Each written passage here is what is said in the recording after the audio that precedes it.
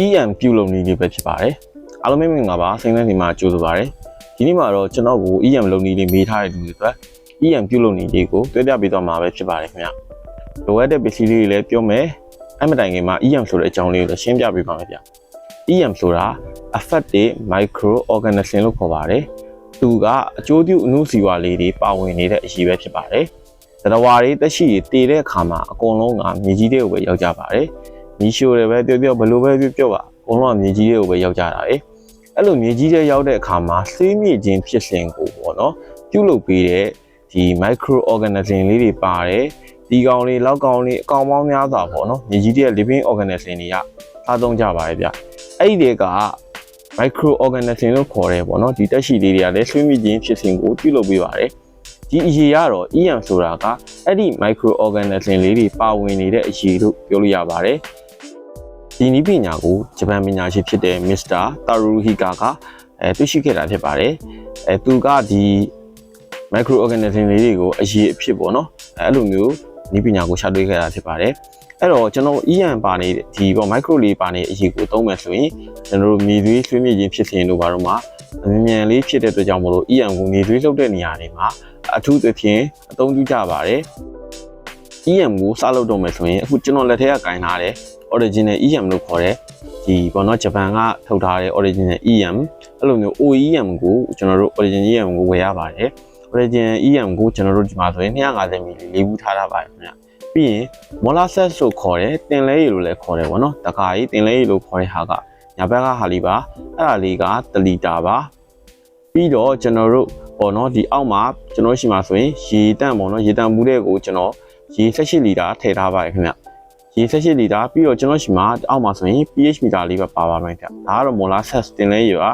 ရေကတော့18လီတာဖြည့်ထားတယ်သူက18အချိုး1အချိုးနဲ့တောင်းမှာပေါ့နော် EM တချိုး EM 1လီတာတင်လဲရည်1လီတာရေ18လီတာဖြစ်ပါတယ်အဲ့လိုအချိုးနဲ့တောင်းမှာပါ20လီတာဘူးလေးပါဒီကောင်လေးကကျွန်တော် pH မီတာလေးပါ EM ရဲ့ pH ကိုကျွန်တော်တိုင်းမှာဖြစ်တဲ့အတွက်ကြောင့်မလို့ပါအဲ့ဒီကတော့ growth တက်တန့်လေးကိုကောင်းပါတယ်ဖြစ်နိုင်များကျွန်တော်တို့ process လေးတွေကိုကျွန်တော်တက်တန့်ရှင်းရှင်းအကောင်းဆုံးလုပ်ပါမယ်ဖုံးလေးလည်းဟိုကနေစုပ်ဖို့တော့ဖုံးလေးလည်းလုပ်ပါမယ်ဗျဟုတ်ပြီကျွန်တော်ဒီရေ18လီတာထည့်ထားတယ်တော့ EM ထည့်မယ်ပြီးရင်တင်လဲရထည့်ပါမယ်ပြီးရင်မှုေးပါမယ်ဒီ process တိုင်းလေးကိုကျွန်တော်လုပ်မှာပဲဖြစ်ပါတယ်အခုဆိုရင်ကျွန်တော်ဒါ EM 250 ml လေးပါ OEM ပါ original EM လို့ခေါ်တဲ့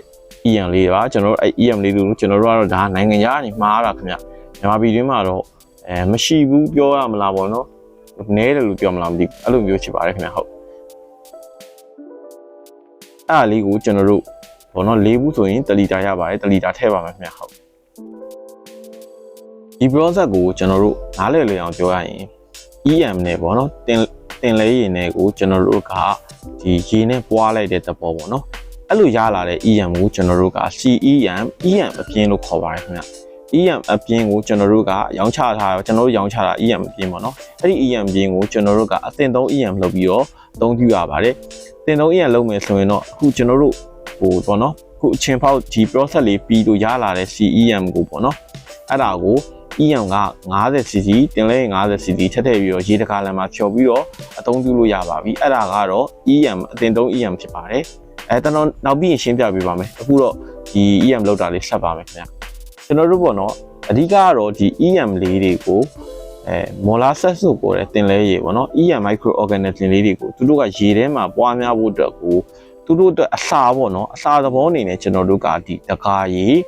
တင်လဲရေကိုထည့်ပေးလိုက်တာပါသူကတခါရေးတင်လဲရေလဲဒီ micro လေးတွေကအဲ့အချိုလေးတွေကိုစားပြီးတော့ဒီရေထဲမှာသူကပွားမှာဖြစ်ပါတယ်အဲ့ process ကတော့အကြမ်းပြင်းပြီး15ရက်ကနေရက်20ဝန်းကျင်ကြာပါတယ်ခင်ဗျအခုဆိုရင်ကျွန်တော်အကုန်လုံးကိုထည့်ပြီးပါပြီပြီးရင်ဒုတ်လေးတက်နက်တစ်ချောင်းနဲ့ဝေပါမယ်ခင်ဗျကျွန်တော်တို့ EM တွေတင်လဲရည်တွေပေါ့တင်လဲရည်တွေကိုဒီရေထဲမှာနှက်ဆက်သွားအောင်ဝေပါမယ်ကျွန်တော်လုပ်တဲ့အခါမှာရေအပြည့်မထည့်ဟိုအပြည့်မအပေါ်မှာပေါ့နော်လေ space လေးတခုထားဖို့လိုပါတယ်ကျွန်တော်ထည့်တာမှရေများသွားပါတယ်အဲ့ဒီတော့ကြောင့်မို့လို့ကျွန်တော်ကနည်းနည်းလေးတော့ပြန်လျှော့ပါမယ်ခင်ဗျဖြစ်နိုင်မယ်ဆိုရင်တော့20လီတာလုံးပဲဆိုရင်20လီတာထက်နည်းနည်းလေးကြီးရလုံးရင်တော့ပိုကောင်းပါတယ်အဓိကတော့ lead speed မကျန်တော့တဲ့ကြောင့်မလို့ဒီ micro တွေပေါက်သွားဖို့အတွက်မဖြစ်နိုင်တော့ဘူးပေါ့နော်အခုဆိုကျွန်တော်အဝါးကြီးရောက်နေတဲ့ခါကျအရန်ပြည့်နေတဲ့ကြောင့်ကျွန်တော် lead speed အနေနဲ့1လီတာခွဲလောက်ပြန်ထုတ်ထားပါမယ်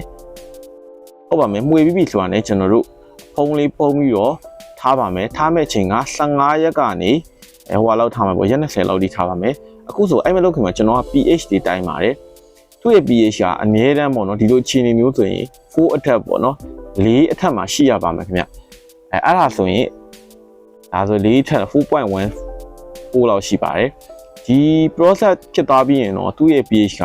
under 3ဟောပေါ့နော်3.2 ပေါ့နော်အဲ့လောက်ဝင်ကျင်လောက်3ကျော်လောက်ပေါ့အဲ့လောက်ဖြစ်သွားပါလိမ့်မယ်အဲ့ဒါဆိုရင် EM ကရပြီလို့ပြောပါတယ်ရပြီလို့ဆိုလိုပါတယ်ကျွန်တော်တို့ပေါ့နော်ဒီ process လေးလုပ်တဲ့ချိန်မှာ gas တအားထွက်ပါတယ်အဲ့ဒီတော့ကြောင့်မို့လို့ဒီဖုံးတွေဆိုရင်ခဏခဏပွင့်ပါတယ်